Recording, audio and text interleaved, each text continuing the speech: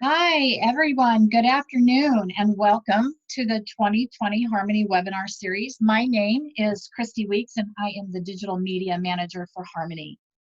Today's presentation, The Prevalence of Substance Abuse and Addiction in Sports, is presented by Jessica Joyner with Journey Inspired Counseling in Parker, Colorado. For those of you who are new to Harmony Foundation, I would like to share some information with you. We are nestled on a 43-acre campus in the Rocky Mountains, just outside of Estes Park, Colorado. Our Colorado residential rehab offers comprehensive treatment for adults and their family members. Who is Harmony Foundation? An RY factor. We believe that long-term recovery from alcohol and other drugs is possible. And how we do it is as a place between two worlds. Our location in the Rocky provides a safe and quiet respite from the pain of addiction. With 50 years of treating addiction, we have fostered a generation of long-term recovery who supports our clients and families for a lifetime. Harmony staff at all levels of the organization work together to create a community of recovery support that is long-lasting. We are a 70-bed residential treatment program, again located in the Rocky Mountain National Park in Estes Park. We offer an evidence-based 12-step program that is gender responsive. To learn more about Harmony Foundation, we invite you to visit us at www.harmonyfoundationinc.com or contact our admissions staff at 866-686-7867. Just a couple of housekeeping items to be aware of as we move through the presentation today. You will be receiving an email after the presentation, so please be sure to complete the online evaluation. You must be actively engaged in the presentation for at least 45 minutes in order to receive a certificate. We use a system that tracks how long people are engaged in the program, so anything less than 45 minutes would not qualify for the certificate. However, we can provide you an attendance certificate if you need to jump off early. Certificates will be emailed out by end of day on Friday, and if you do not receive it by then, please let me know, and you can reach me at the email listed on the screen, cweeks@harmonyfoundationinc.com. So we do record these webinars. If you're interested in the recorded version, you can find it on our website. Go to the professional tab and select archived webinars. Not only will this presentation be up, but all of our past webinars as well. Jessica will be addressing some questions during the presentation. Any that are not answered during will be addressed at the end. So please feel free to use your chat box and type those in, and we will be keeping an eye on those. We are also utilizing a new tool with this presentation and launching a poll. So if you keep an eye out for that and engage in that, it'll give us a little bit of feedback that is relevant to the presentation. I'd like to take a moment to introduce our presenter. This is courtesy of Journey Inspired Counseling. We are pleased to welcome Jessica Joyner with Journey Inspired Counseling. She has over a decade of experience working with those afflicted with addiction, complex trauma, and co-occurring disorders. She is using her experience along with the extensive skills gained to address the many issues that arise for athletes. She works with all levels of athletic performers, high school, college, enthusiasts, semi-pro, pro, retired, etc., and their families to address issues such as substance abuse and addiction, adjusting from one level of play to the next, identity, pressure, injury, and overall mental health and wellness. She is a member of the Alliance of Social Workers in Sports and recently presented at their national conference in October 2019. After years of agency work, Jessica recently opened her own private practice in Parker. Her therapeutic approach is individualized and holistic while considering a systems social justice perspective. She values the importance of human connection and relationship with others and sees it as a powerful vehicle for change. She considers it an honor to help others on their journey to achieving their best life through recovery, healing, and empowerment. Jessica is passionate about social justice issues and advocates for human rights and equality. As part of that passion, she enjoys presenting material on various topics related to equity issues, as well as those related to substance abuse and addiction, both in general and in the world of sports. And so at this time, I am going to turn it over to Jessica and let her get started. All right, hold on. Am I still on? You are. Okay, because this just went a little wonky. All right, hold on, sorry. Minor technical difficulties. All right, is that up? It is. Perfect. Okay. Well, welcome everyone to this webinar and thanks for joining, and I appreciate your time. And I want to thank Harmony for having me today. I typically try to make my presentations as interactive as possible. However, because this is a webinar, that might restrict our interaction a little bit, but please still type your questions as I go along in the presentation, and Christy can kind of take a running tab of the questions being asked, and we can talk about those at the end. And also, like Chrissy said, so my name is Jessica Joyner, and I'm here to talk to you today about the prevalence of substance use and addiction in sports, and then the question that arises from that, which is, what do we do about it? Okay. Sorry, minor technical difficulty again. All right, is that clear on your guys' end, Christy? Yes, ma'am. Okay, it took a minute to focus on my end.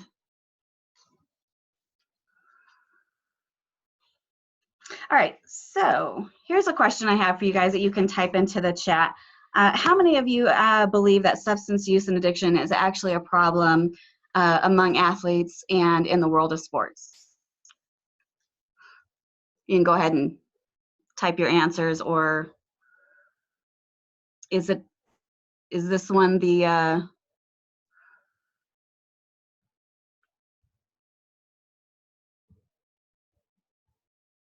let's see.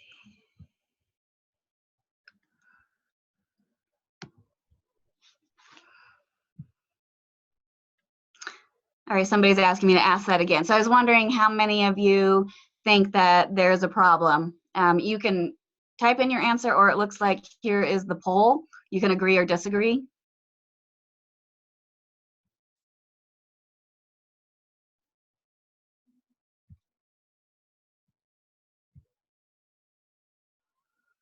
Can you see those answers, Jessica?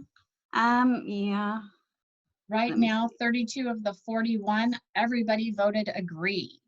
All right, great.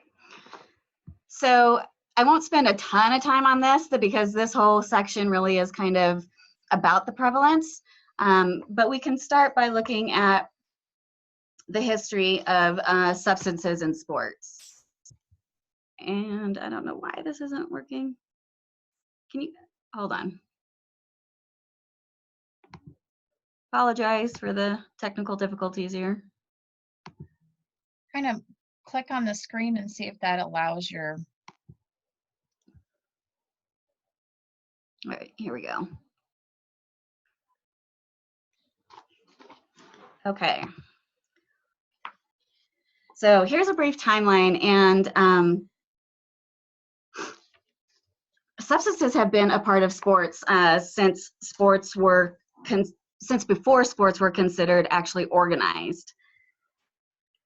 And throughout the history of sports, what hasn't changed is that athletes were using substances back in 300 BC for the same reasons that they are still using them today.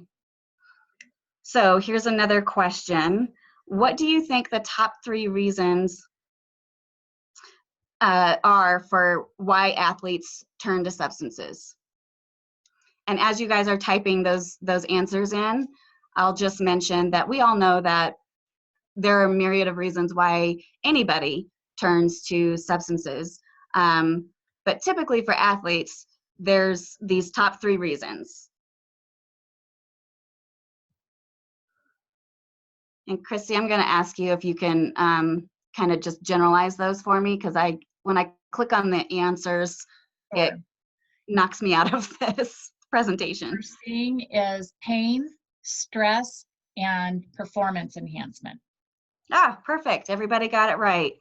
So that is exactly right. So most of them, performance enhancing drugs, they use drugs to mask the pain and to relieve stress. So good job, everybody.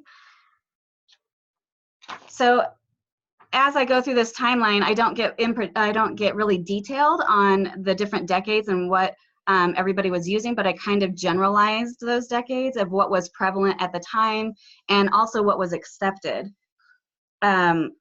So what hasn't changed was the reason why athletes use substances, but what has changed over the history of sports is the drugs. The drugs have gotten much more sophisticated and designer, and we have a lot more options for relieving all of those different things. So if they can't get a hold of marijuana, they can probably get a hold of something else. And the same is true for any of the other categories of drugs.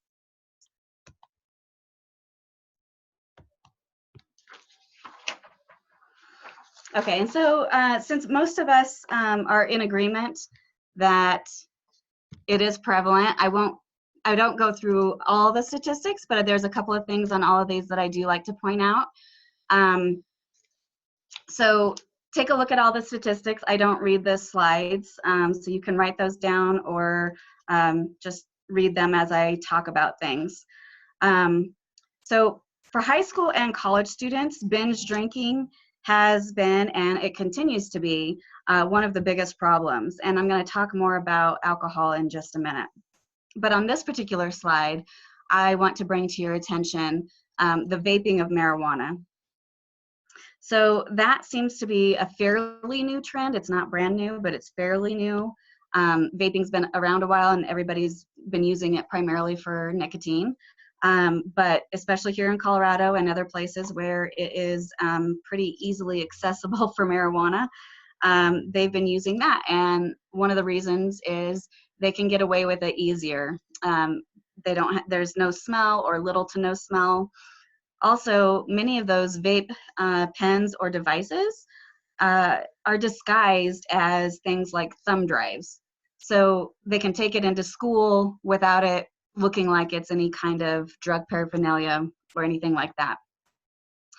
The problem with this is that now studies, what's been happening is the Center for Disease Control is finding that there's this new type of lung disease based off of vaping, and it's already caused several deaths. So this is just something I wanted to make people aware of, especially if you work with high school age students, really anybody, but apparently it's pretty prevalent in high school, and just something to look out for. Okay, so back to alcohol use. Studies have shown that playing sports is a direct correlation to alcohol use. And in a different study, found that it looked at the correlation between concussions and drinking. And that showed that college students with a history of concussions were actually more likely to consume more alcohol per sitting than their non-injured cohorts. And in that same study, it determined that having a concussion is actually a predictive factor of alcohol use. So bottom line, why would this be important to know?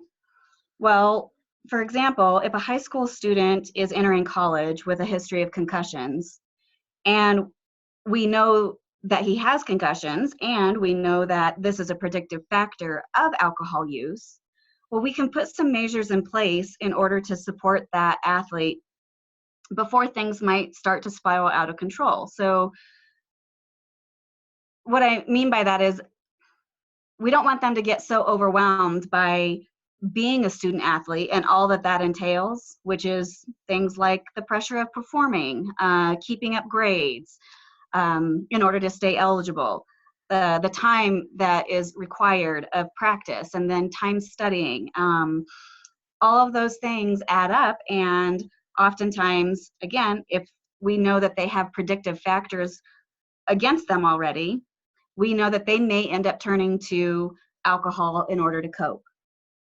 So instead, if we support them on the front end, then obviously we are not dealing with a crisis on the back end.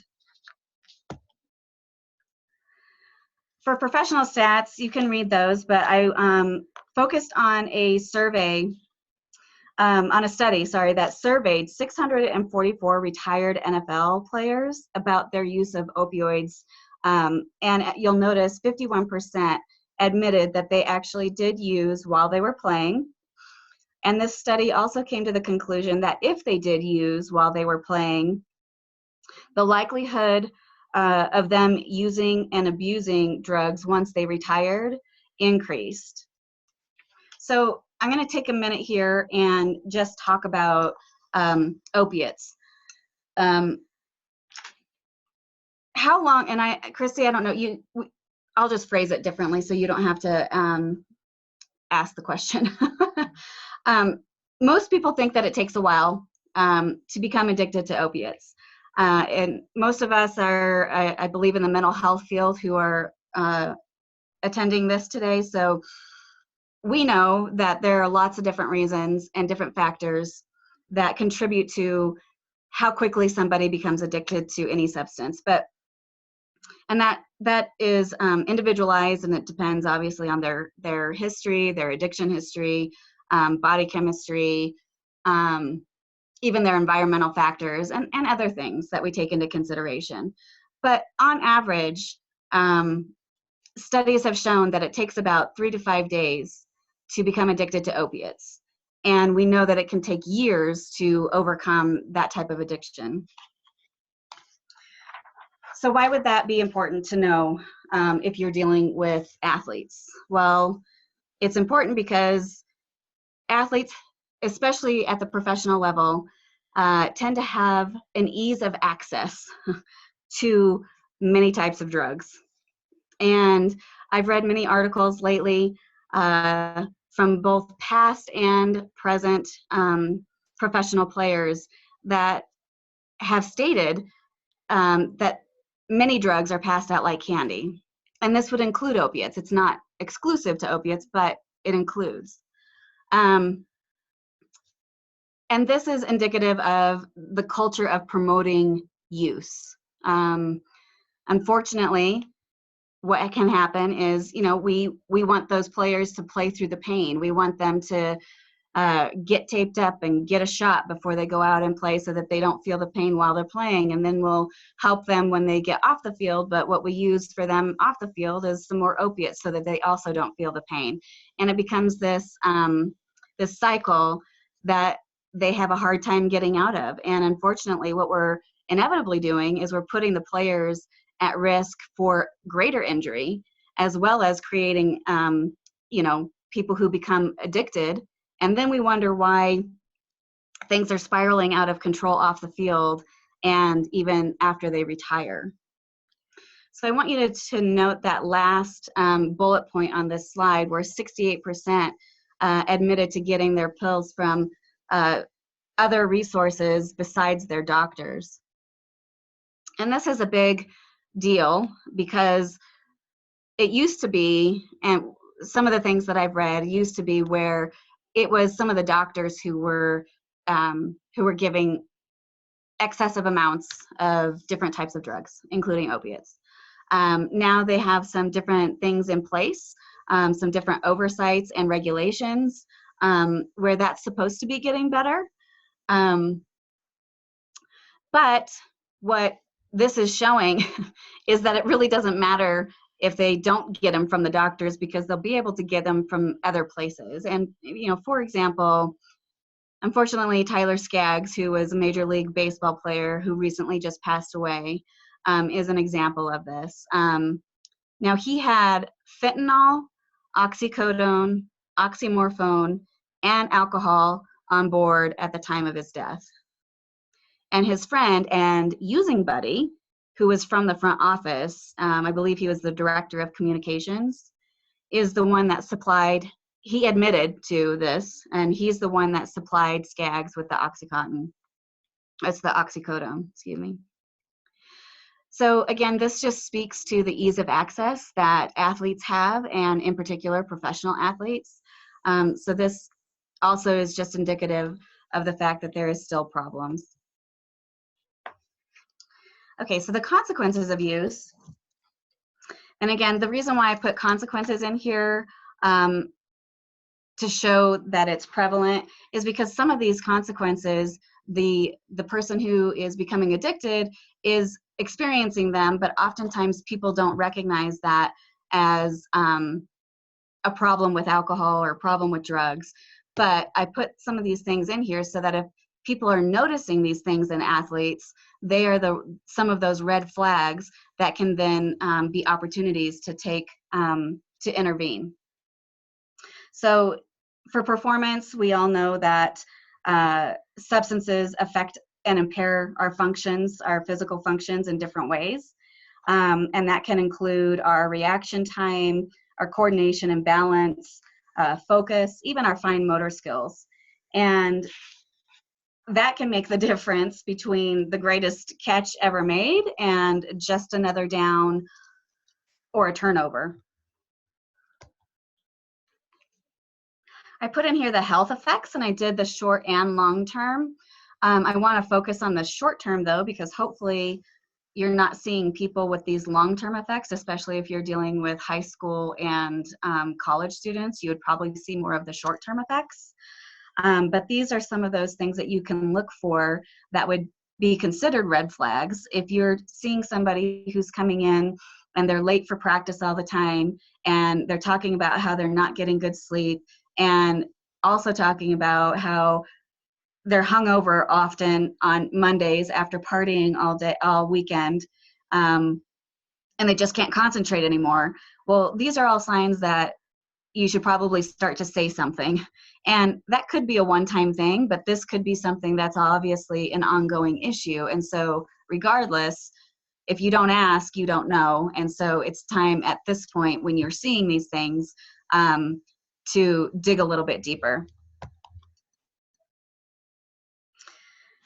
Now, we all understand that addiction can have a definite negative impact on relationships, and all kinds of relationships.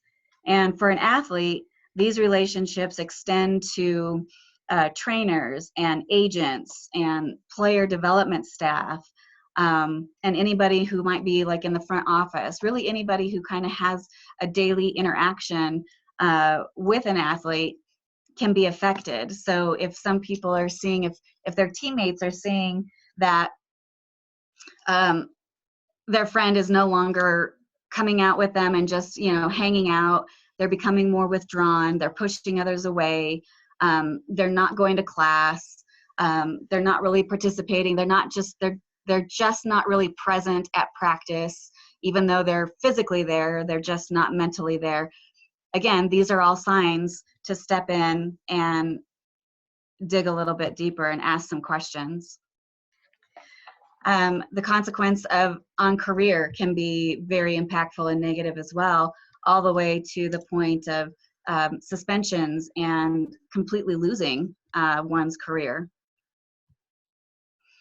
And then the ultimate consequence, as we know, is death. And this is just a small, not inclusive list of some athletes throughout the history of sports who have lost their battle with addiction.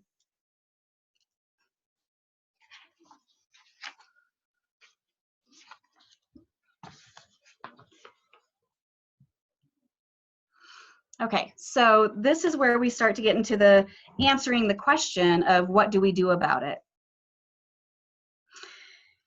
And it starts with the interventions and implementing those.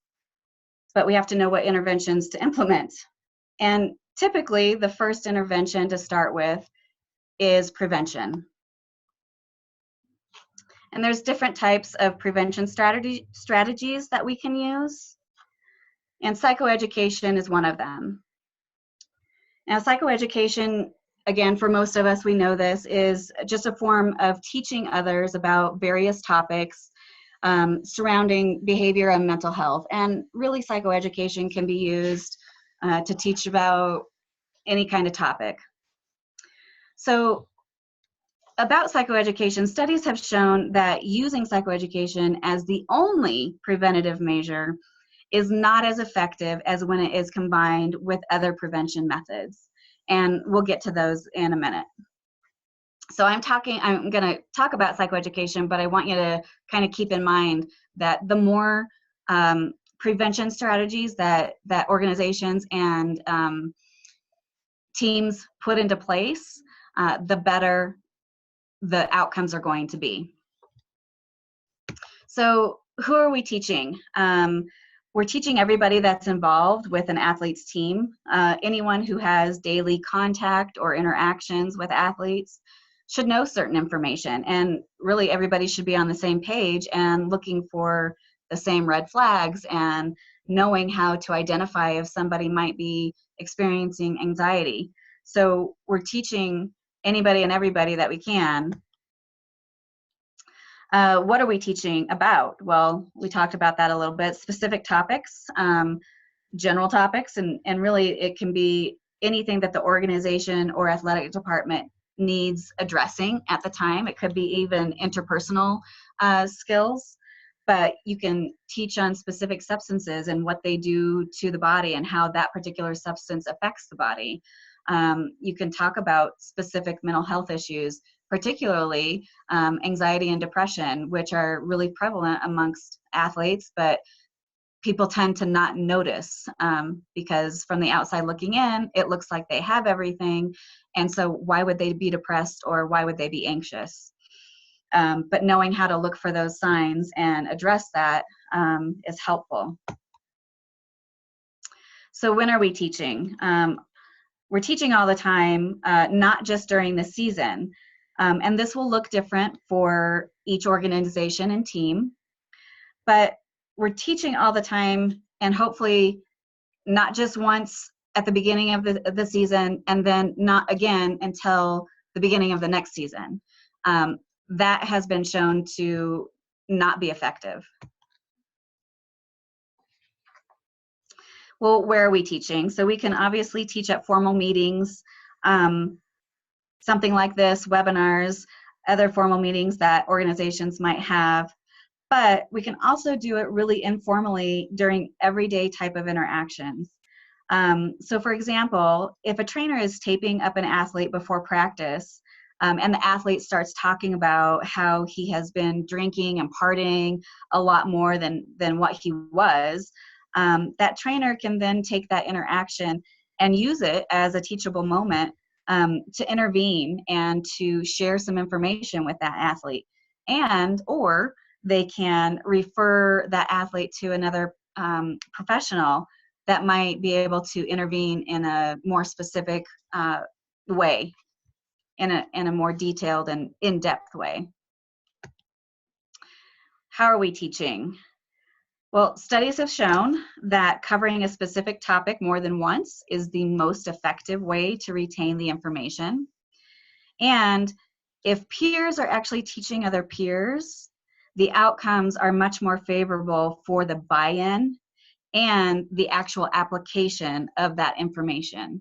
So if an organization can pick out some leaders within their athletic team, then those athletes can continue to kind of use that information and teach them some of the other teammates in different ways. All right, why are we teaching? So we're teaching the entire system because we want that entire system to be on the same page. And again, I kind of spoke to this, but we want them to be on the same page regarding what to look for, different signs. And the bottom line is we teach because we want better outcomes. We want prevention to work, and we want those to be implemented at the earliest time possible.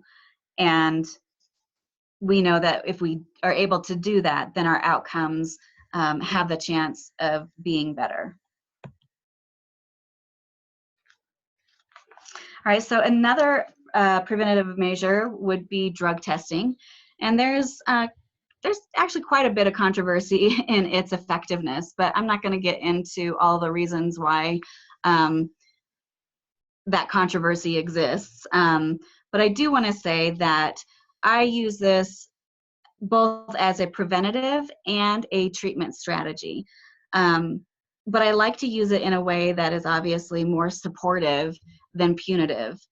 And unfortunately, I think it's used mostly in this punitive way. So for example, if an athlete pops hot on a UA, there's obviously going to be some natural consequences to that, such as, I don't know, suspension from a game or maybe a couple of games, or, you know, following the policy of whatever that organization has put in place. But also, what we can do with this is we can use it as a place to intervene and provide support to that athlete regarding the underlying reasons why they're using the substance to begin with. So if we continue to only use drug testing, or to use drug testing as a way to only catch bad behavior, and we do nothing else but just dole out consequences, then it's my opinion and my belief that we're missing the mark of an opportunity to address the reason for that behavior. And as a result, we obviously aren't really helping that athlete. We're just putting a Band-Aid on the behavior, and we're not really addressing what's going on. And so we're doing a disservice to the athlete or client, whoever that may be. Okay, so this is really a good time where screenings can be extremely useful tools regarding both detection and prevention. Screenings can be used at any time, and they should be. They should be administered when an athlete first enters a program, and then at regular intervals over the course of time, at various times in an athlete's life. So just like the rest of us, athletes experience times in their life where circumstances are getting the best of them, and they're struggling, and they're having a hard time, and it's negatively impacting, you know, their life in different ways. And so although that situation may be temporary, well, they still need some extra support and help during that time so that things don't get out of control. So if we're screening for athletes, if we're screening the athletes at every level, and we're screening them at different times, we can intervene in that. But we can especially take a look at that for prevention purposes when an athlete is transitioning from one level of play to the next.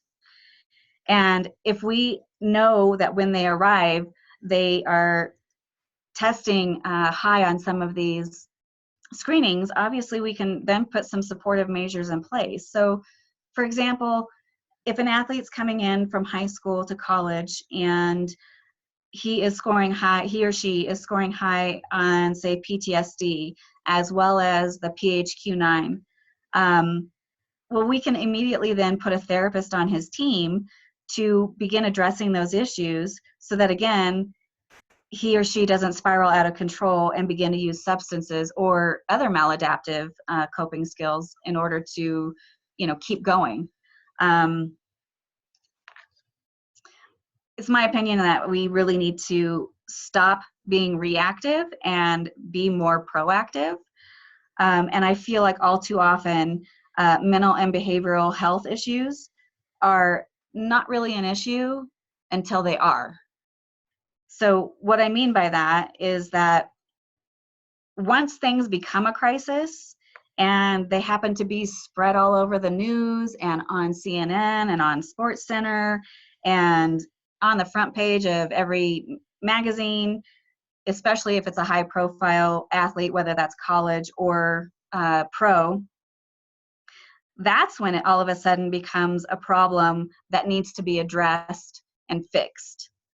Yet, if we had these supportive measures in place, then again, maybe that athlete would have never gotten into the crisis in the first place. Which again speaks to screening at different intervals, excuse me, of an athlete's life. And it's like I said, if they're coming in and they already have issues, we don't want to just ignore that, because if they're already scoring high in depression and they're already scoring high in PTSD, but we ignore it and we just let them figure it out, chances are they're really not going to figure it out. And everything else that's being added onto their plate is just going to make that worse. Now, one more thing about screenings. There's been some talk about making many of these screenings specific for athletes, and kind of changing them up a little bit. The problem is that takes a lot of time in order to make it generalized for that population. There's a lot that has to go through, it has to be peer reviewed, all kinds of things. But if a professional who is a mental health professional, obviously, but somebody who also is well versed in dealing with athletes and in particular the various types of sports, that's going to help these screenings be more accurate. One example might be if somebody who is a wrestler has just been screened for the eating attitude test, they might screen to where it looks like they might have an eating disorder problem. But if the person who is administering the screening knows that they're a wrestler and knows that they're in the middle of the season and knows that they have a match coming up in the next day, and also knows how they prepare for that match by restricting their eating possibly, and by burning more calories, by wearing plastic bags in order to sweat more, then that eating disorder or attitude test might not be accurate. They might be answering the questions accurately because it's asking within the last 30 days, have you done X, Y, and Z? But it may not be accurate in the fact that he's only doing it because he's competing. So it's not necessarily a problem at that moment, and we just need to take all of those factors into consideration. Okay, so, excuse me. Another preventive measure would be collaboration, and collaboration is so important because it facilitates integrated care. If we are utilizing all of the resources available within the organization, as well as resources within the community, then we can help to ensure that mental and behavioral health needs are being met with those athletes. And hopefully not, many aren't falling through the cracks. Sorry, hold on one second. Take a drink. Okay.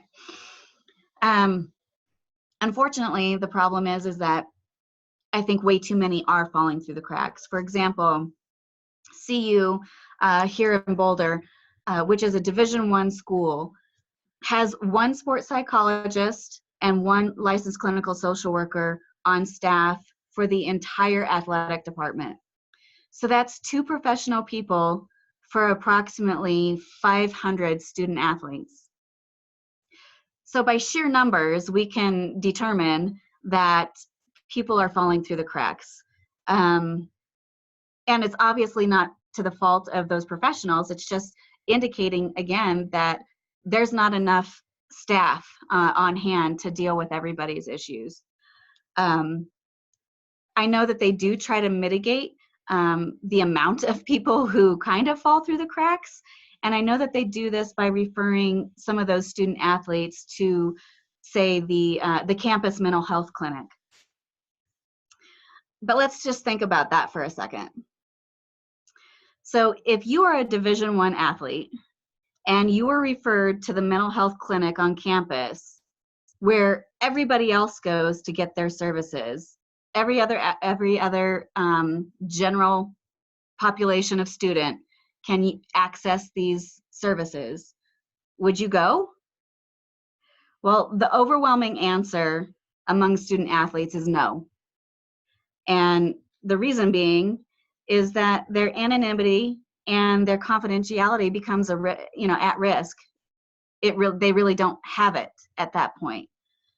And why is that? Well, if you think about it, most athletes on campus have various levels of recognition status. And if they happen to walk into the clinic where the general population of students go, chances are they're not going to go unnoticed. People are going to know who they are, and the athlete knows this. So in order to protect their own confidentiality, they decide, well, I'm just not going to go. And so I just won't get help. I'll wait until somebody in the athletic department is ready and finally has time for me. But sometimes that wait is a 4-month wait. Well, that's not really helpful to that person, and things can get worse in that 4-month time. But bottom line is, even though they try to mitigate the amount of people that fall through the cracks, it's just not working. Too many people still are, because they don't want to go to where the general population of students goes. So those same students have also said, though, that if more therapists were accessible within the athletic department, however that looks, whether the athletic department actually hires more professionals to be on staff full time, or if that means they look for some community partners and contract with some therapists in the community to maybe come into the school at different intervals during the week, then the athletes report that they would actually use those services more often, and they would be more comfortable doing so. So it's really important for collaboration to take place so that we can work together to meet the needs of the athlete as much as possible. The more ease of access to these resources that athletes have, the more likely they are to actually use them.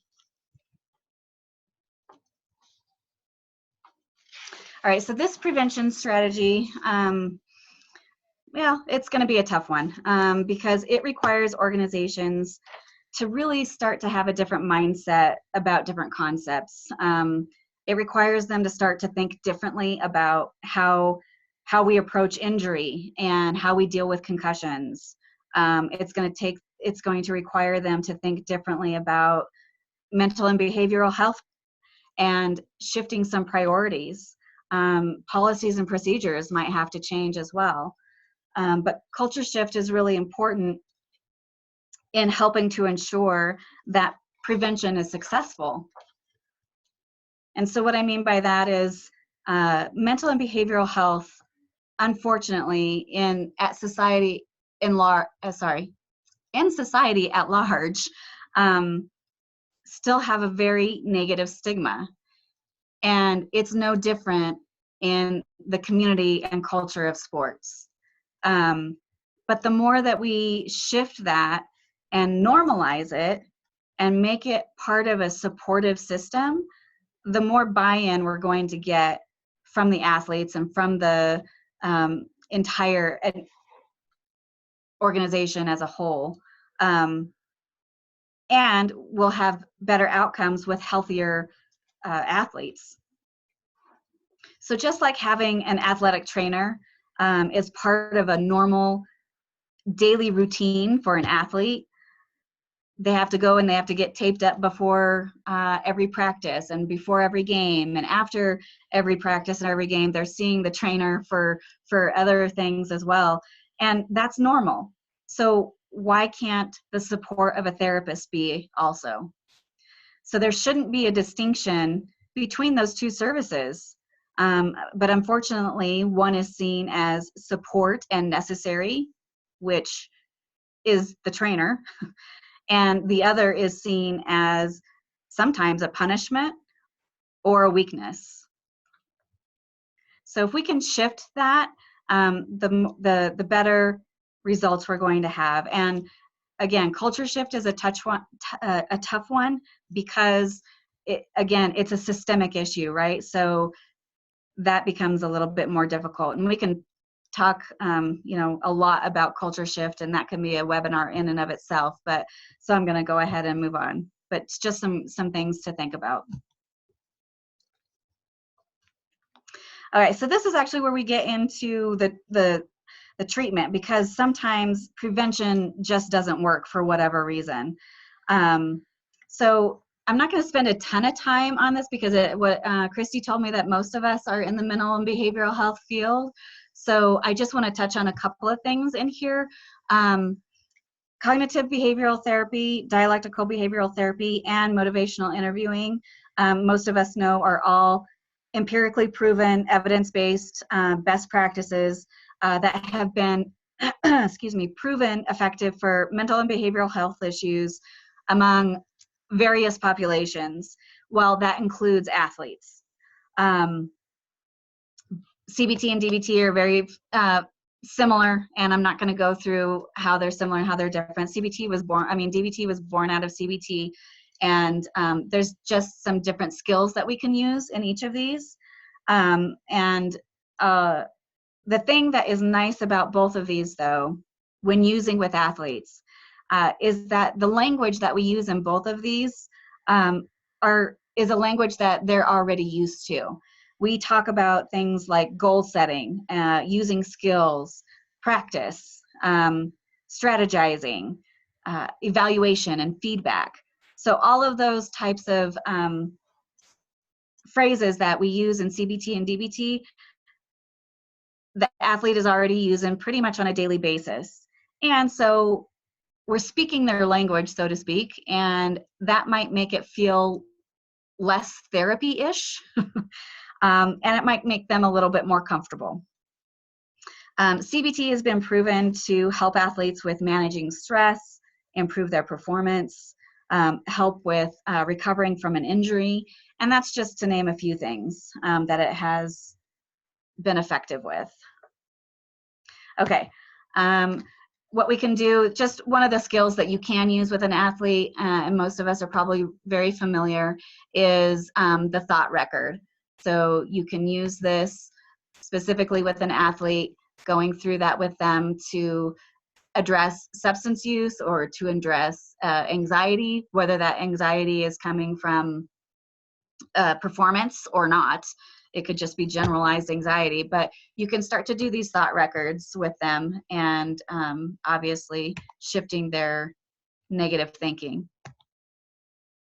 Okay, and one of the things that we can use, or a skill that we can use in DBT, is just some grounding exercises. And you all know how to teach these and to use these, and they're also very effective, along with visualization, meditation, deep breathing exercises, and so on. The great thing about all of these, especially with athletes, is they can do them at any time, anywhere, around anybody, really, and nobody is the wiser. Nobody knows that they're using a grounding technique or a self-soothing technique in order to calm down and relieve their stress and anxiety.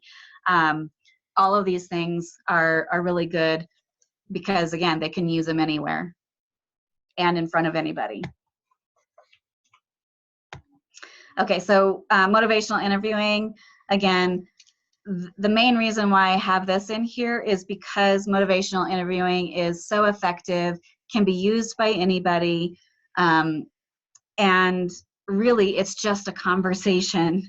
And so the method that we use for motivational interviewing, like I said, can be less intimidating to both parties because it is just mostly a conversation, and it really allows for just a natural engagement.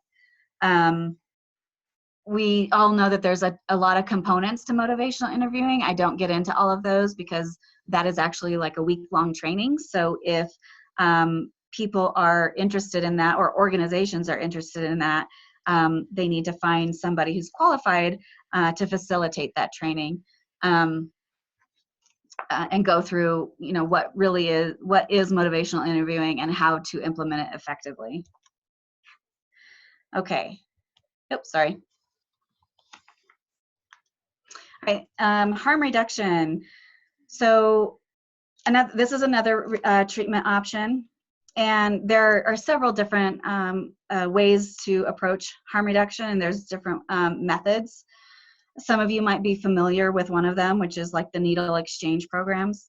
I have some of the other ones listed here. But the premise of harm reduction is basically to lessen the negative impact resulting from a certain behavior. One of the things about harm reduction is you can also, you don't have to just use this for substances. You can use this for other negative, high risk behaviors. But for instance, and I'm going to stick with a substance, I'm going to stick with drinking. Maybe somebody doesn't feel like they want to stop drinking completely, but they recognize they need to drink less in order to be healthier, or whatever their reasoning is. So they put parameters on themselves about drinking in a safer place and drinking less instead of the way that they were drinking before, which was putting them at risk. And lastly, the level of care assessments. So you want these to be administered by somebody who is outside of the organization in order to protect against biased results. These should be administered by an addiction specialist as well, because oftentimes if they're not, the results could potentially be inaccurate, and then they can negatively impact the client. So the reason why we use level of care assessments, and one of those would be like the Addiction Severity Index, along with an extensive clinical interview, is to determine how bad of an issue is this. Was it a one-time mistake? Did the person go out and drink, for the first time and make some really bad choices and now has some negative consequences? Or is this a pattern of behavior that needs to be addressed at a different level, all the way up to, from IOP, intensive outpatient, to rehab possibly. Okay, but the bottom line is that we want to treat the whole person in an integrated way. And we want to do that by working collaboratively with the entire multidisciplinary team, including outside resources, so that we ensure that we have healthier athletes, both physically and mentally.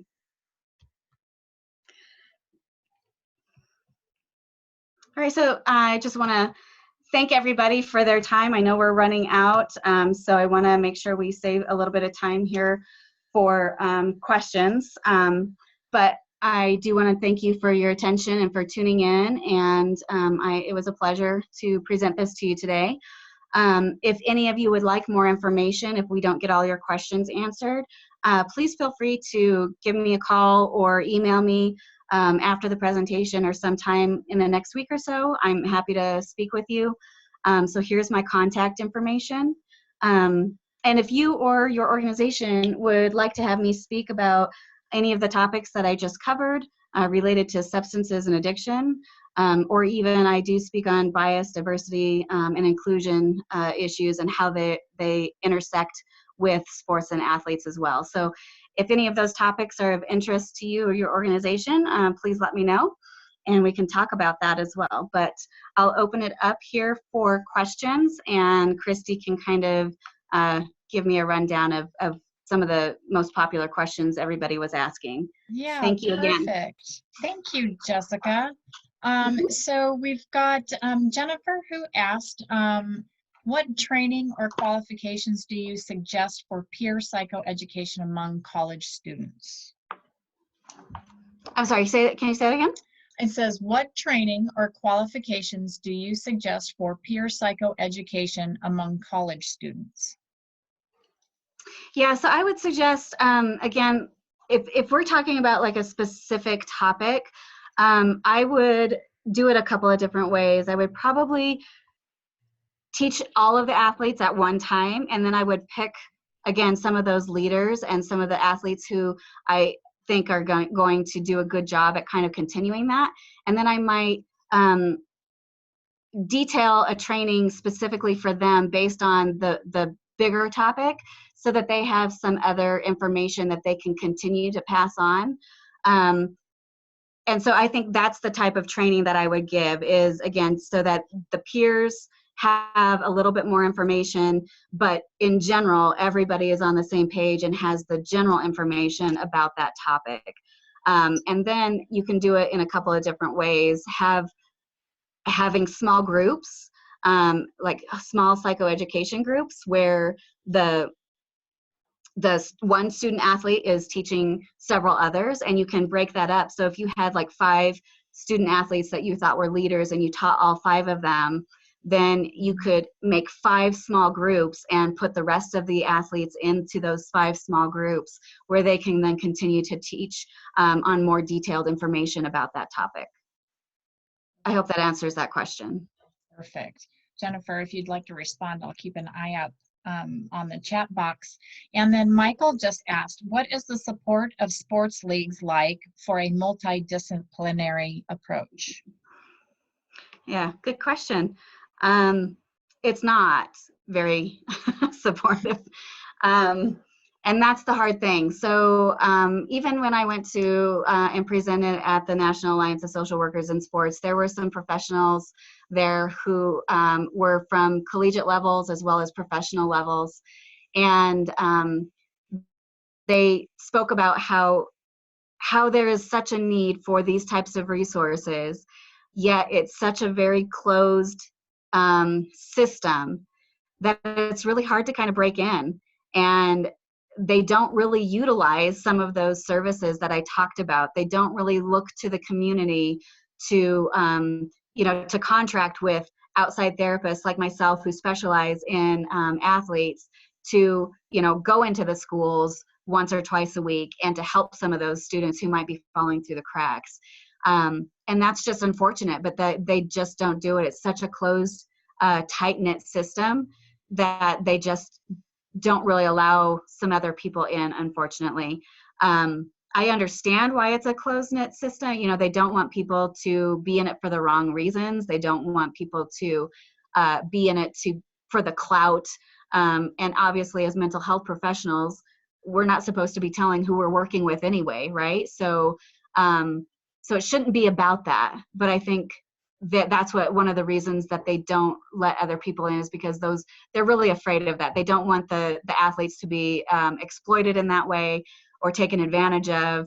And they want people to be in it for the right reasons. But they just don't really reach out all that much. So I hope that answered your question. Okay, well, I've got a follow-up for that one. So Joanne has asked, how does one break in as a community resource for athletic organizations? Yeah, it's a lot about networking and getting involved in any way that you can. It's a struggle, and I'll tell you. I mean, even for myself, it's been a struggle. But it's something I'm passionate about, and so I just try to get involved in any way I can. Becoming a member of the National Alliance of Social Workers in Sports has been huge. Lots of contacts and ways to interact there. Being on different committees within that. Again, going to some of these conferences and really networking and showing people, how interested you are and that you're in it for the right reasons. I think it has to start with relationship. And so any way you can build a relationship with any organization or any people within that organization, I think is going to be key. Right. Thank you. So if anybody has any additional questions, like Jessica said, you can reach out to her after the webinar. I just want to touch base on a few things. Again, you can find this webinar on our website. Give me about 24 hours or so to get it posted. And we also have all our archived webinars available on there as well. At that point, when you're viewing it there, it is no longer available for a CEU, but we have some great presentations and this one will be there. If you're interested in our next webinar, it is on February 26th. It's Identifying Addictions in the Workplace, presented by Dr. James Boone, who is the medical director at La Hacienda Treatment Center in Texas. So please keep an eye out for that. The survey is coming to your way shortly after this webinar. We look forward to any sort of feedback you can give us. We so appreciate it. And Jessica, I can't thank you enough for how informative this webinar was. I really appreciate it. We've got several people on here who have said thank you for the great presentation. I want to share that with you. So Thank again, you. on behalf of Harmony Foundation, thank you for participating in the webinar series. Thank you, Jessica, for all your information, and we hope to see everybody next month. Take care. Thank you.